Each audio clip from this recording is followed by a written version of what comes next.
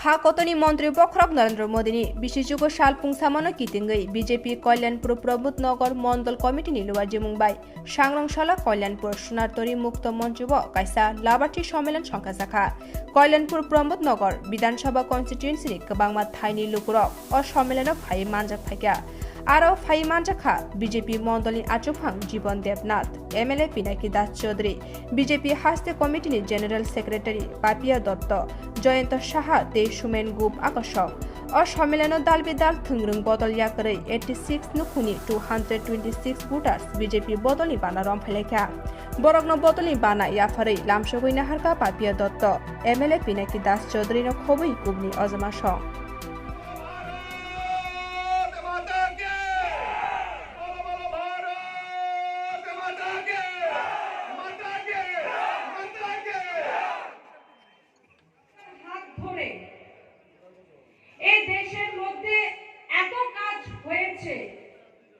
যা ভারতবর্ষ নয় সমগ্র বিশ্বের ইতিহাসে যেটা কখনো হয়নি। এই 9 বছরের কার্যকাল যেখানে রয়েছে বহুমুখী প্রাপ্তি, সেই বহুমুখী প্রাপ্তি আপনাদের সামনে একটু তুলে ধরার জন্য আজ আমি এখানে উপস্থিত হয়েছি। আমি তার আগে একটু বলতে চাই, তারপর গণহত্যা, এই ছিল মহিলাদের সুরক্ষা।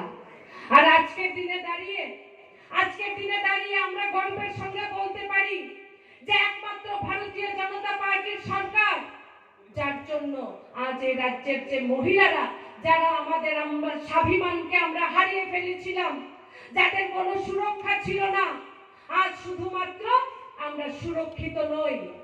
আজ রাজনীতি হোক, অর্থনীতি হোক, সামাজিক হোক, আজ ইন্দ্রানীতি প্রমাণ যে প্রত্যেকটা ক্ষেত্রে কিন্তু আমরা এটাও গর্বের সঙ্গে বলতে পারি যে আজ 2018 থেকে 2023 একবার নয় দুবার সরকার এই রাজ্যে প্রতিষ্ঠিত হয়েছে, কিন্তু কোন মা, কোন বোন কমরেডদের এসে দাঁড়িয়ে বলতে পারবেন না ভারতীয় জনতা পার্টির সরকার আসার কারণে আমাকে পুত্র হারার বেদনা সহ্য করতে হয়েছে।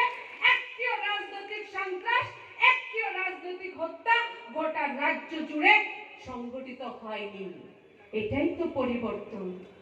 এই পরিবর্তনটাই তো আমরা চেয়েছিলাম 2018 সালের আগে, যার জন্য পিনাকিদা থেকে শুরু করে সমগ্র আমাদের রাজ্যের বর্তমান মুখ্যমন্ত্রী বলুন, আমাদের কল্যাণপুরবাসী বলুন, সমগ্র ত্রিপুরা রাজ্যের মানুষ বলুন, আমরা বলেছিলাম চলো এবার পাল্টাই। আমরা শুধুমাত্র ওই যে মুখ্যমন্ত্রী পরিবর্তন, সরকার পরিবর্তন, বিধায়ক পরিবর্তনের জন্য আমরা চলো পাল্টাই বলিনি। আমরা চলো পাল্টাই বলেছিলাম এই রাজ্যের সংস্কৃতিকে পরিবর্তন করার জন্য, এবং যেটা আমরা প্রতিষ্ঠিত করতে পেরেছি বলে আমরা মনে করি, আমরা গর্বের সঙ্গে বলি। বন্ধুরা, 2014 সাল আমাদের দেশকে কারা 200 বছর শাসন করেছিল? কারা 200 বছর শাসন করেছিল? জোরে শোনা যাচ্ছে না। British, England. আপনারা একটা গল্প শুনুন, ভাষণ তো অনেক দেওয়া যায়, 2000 মনোযোগ দিয়ে শুনবেন, কারণ এটা একজন রাষ্ট্রসভার জয়ী হন, তার মার্জিন যখন 70,000-এ চলে যায় তখন বোঝা যায় যে ওই বিধায়কের নেতৃত্বে কল্যাণপুরের ডেভেলপমেন্টের স্কেল কি এবং স্পিড কি।